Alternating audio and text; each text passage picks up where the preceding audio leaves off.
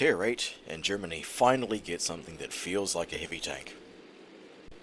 The Tiger II ticks all the heavy tank boxes. It's got a punchy gun with a decent amount of alpha, it's got armour that actually functions, it's got enough hit points to stand it in good stead in a war of attrition, and in terms of size, it looks rather like a modest office block on tracks.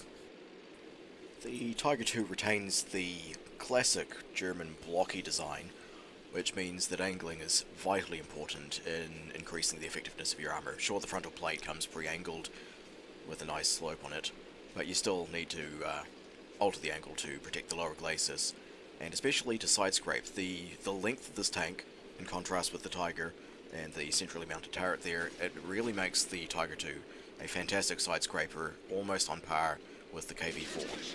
So with the armour layout and the massive profile on the Tiger II here, what this ends up meaning is that the Tiger II prefers a playstyle of sort of a series of rolling defensive actions, where you move to a forward position, get in place so that you can effectively maximise the effectiveness of your armour, taking advantage of solid cover to anchor your position and cover weak spots, and you hold that position, aggressively fighting it out until you've dealt with the targets directly in front of you, freeing you up to move on to the next defensive staging area.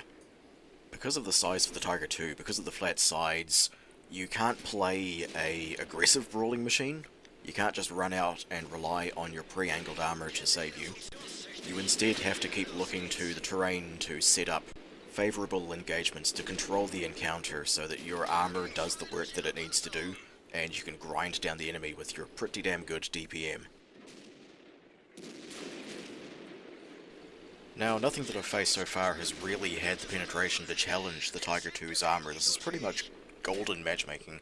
Myself and Skink are the only tier 8s on our side, facing off against two of the lowest penning tier 8s on the enemy.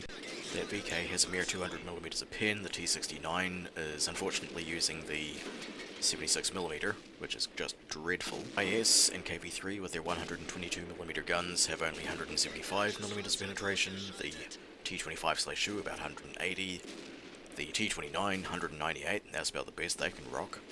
And this is the first damage I've taken.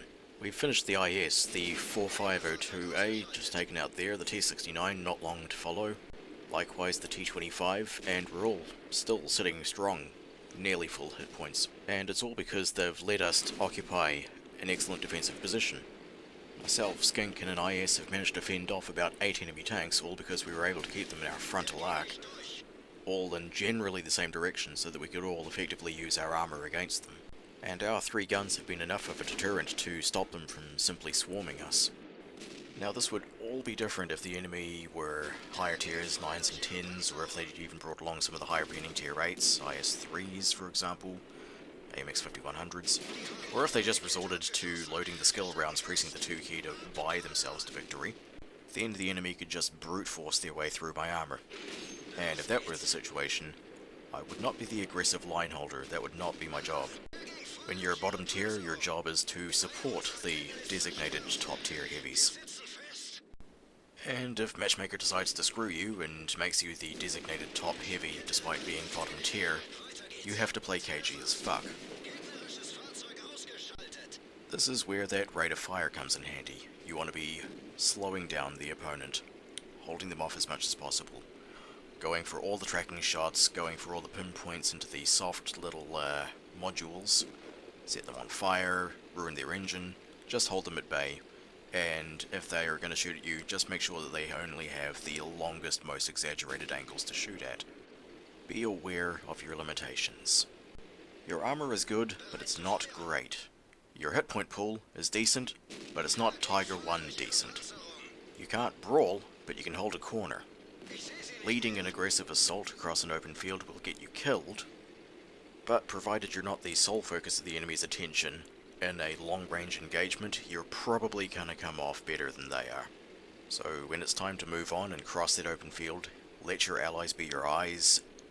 Be mindful of where you can set up for a advanced defensive position, and keep trying to pinpoint those tracking shots. The enemy tanks that can outshoot you in terms of shots per minute don't have the penetration to threaten you, and those enemies that have the penetration to threaten you can't outshoot you in damage per minute.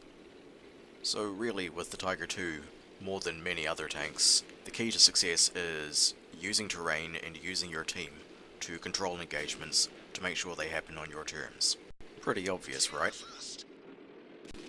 So that's really the way the Tiger II functions. It's built for reliability. You know what to expect from it, and you know you can depend on it. The Tiger I will have prepared you for high accuracy, high rate of fire, with decent but unexceptional mobility. But the Tiger II steps up the armour game adequately, and begins to prepare you for the beast that is to come. The typical German characteristics that will follow through are the high penetration, decent accuracy, and classic blocky aesthetics. But oh boy, can you kiss that rate of fire goodbye. The Tiger II is a solid performer, much like the Tiger I, only now instead of tanking with your health, you can actually do it with your armour. The combination of high pen, high accuracy, and good rate of fire means you can consistently put out a respectable amount of damage, and provided you play sensibly, even when you are bottom tier, you can still have a decent impact on the game. I know it sounds like I'm damning with faint praise, but sometimes you just want a tank that you know won't let you down.